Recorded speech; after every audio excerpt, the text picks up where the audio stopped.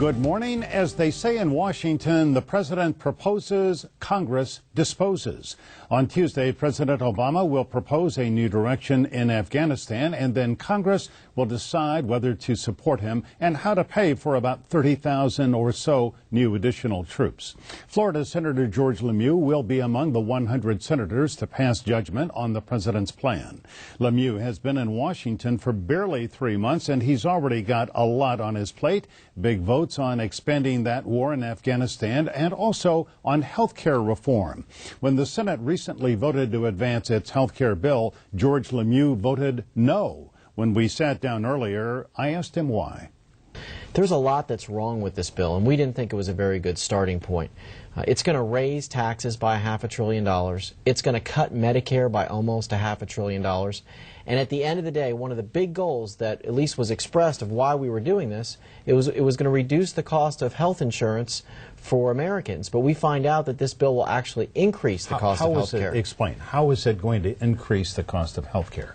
Well, the Congressional Budget Office, which is the nonpartisan, office that looks at this legislation, said there is no cost-cutting measures. There's, they say bending the cost curve down. It doesn't make health care less expensive. It's going to drive costs up. I guess for more government spending is going to drive the cost up. It doesn't make sense to me that we would advance on a bill that's going to make health care more expensive.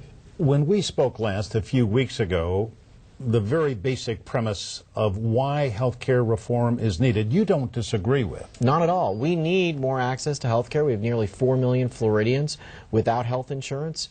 The cost of health care is too high. Over the past 10 years, it's gone up 130%. We need reform, and there are ways to do this. And if we take a step-by-step approach and we take a real bipartisan approach, I think we can get it done. And I know my colleagues and I are willing to work through Thanksgiving and Christmas or whatever it takes, but we need to get it right, not just get it done.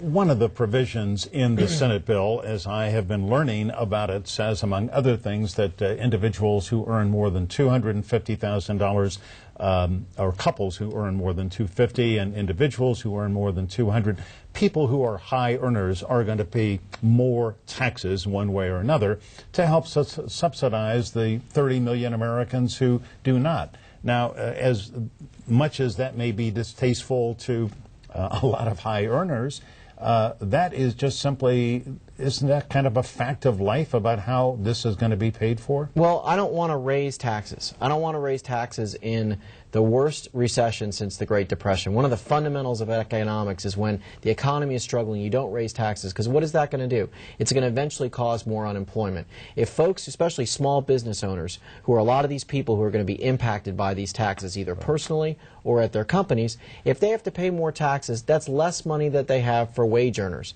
So what I'm worried about is that small mom and pop shop, maybe a dry cleaner, maybe a real estate office, where the next time they have to hire someone or they have to look at their balance sheet, they're going to say, we really can't afford that person anymore. And that's going to be more unemployment. We have 11.2% unemployment in Florida. Right. This is a crisis. We've got to get to work about creating jobs, not creating a situation where we're going to have more unemployment.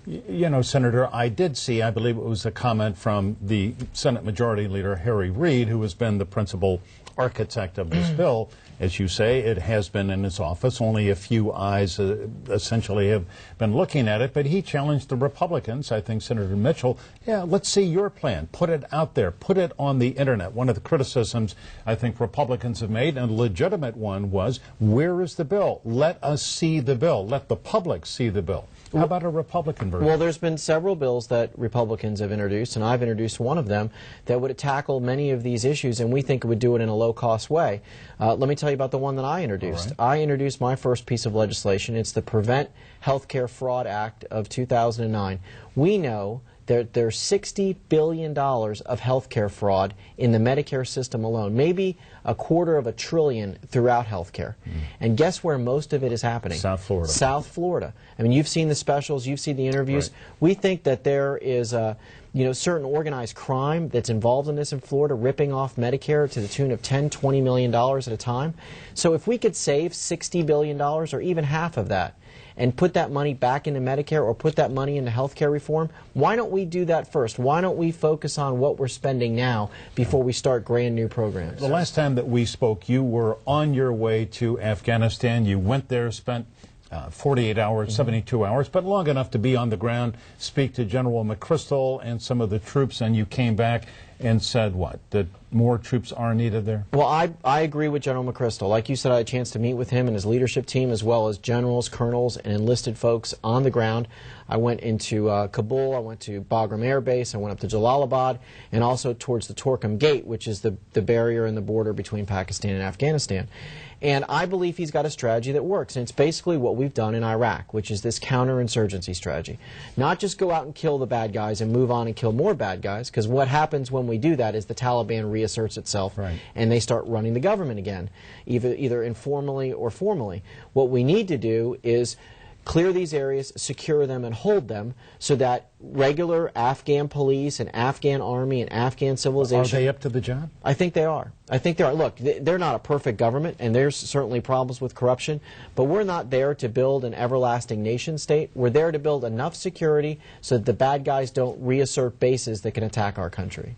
I don't mean to jump around here, but we have limited time, so let me move on here to a kind of a hot-button issue. You have, in your relatively brief tenure in Washington, already attracted some criticism from some former diplomats at the State Department because you have put a hold on the nomination of a fellow named Thomas Shannon to be the U.S. ambassador to Brazil.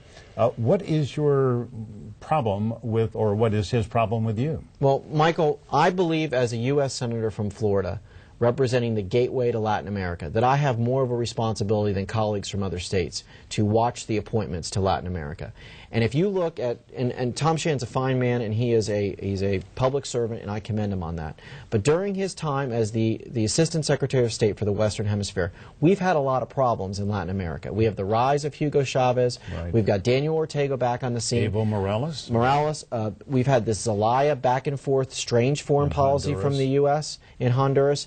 And I want to make sure that he has a commitment to democracy in Latin America. He's about, if he is confirmed to be the ambassador to Brazil, Florida's largest trading partner, the democratic anchor of Latin America, and I want to make sure that he's on notice, that we're watching him, and that we care. All right. Well, there are some Democrats who say, look, you're kind of a stalking horse for Charlie Crist to burnish his credentials as being anti-Castro here, because when Thomas Shannon was the Assistant Secretary of State for Latin American Affairs, which takes in Cuba, that he didn't do enough to prevent Cuba from being allowed back into the OAS.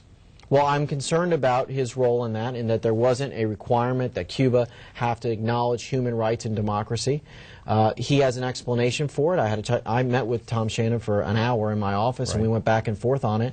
But look, I'm my own man. I'm concerned about this issue. I have a responsibility to 18 million Floridians and the whole country, I believe, when it comes to Latin America, because we are the gateway to Latin America, and I'm doing my job. All right, let me ask you about some domestic politics, if I can. You are a friend of Governor Charlie Crist. You were his chief of staff. You were his campaign manager. And there are some people, and I say this, you know, in a complimentary way, who say that you were to Charlie Crist what Karl Rove was to George W. Bush, a key advisor with good advice. Now, since you've been in Washington, Governor Crist, frankly, has made some political missteps. He still is a brilliant politician and tactician. Do you talk to Governor Crist? Does he call you up and say, George, I'm going to go on CNN and say that I really didn't embrace the stimulus, which is what he did the other day, and that got him in some trouble? Well, the governor is my friend, and I do talk to him, and he was my friend first before, we started working in government together. And look, Charlie Crist is going to do fine in this election. The people of Florida like Charlie Crist. He's a hard worker for the people. They know that. That's why he has high approval ratings.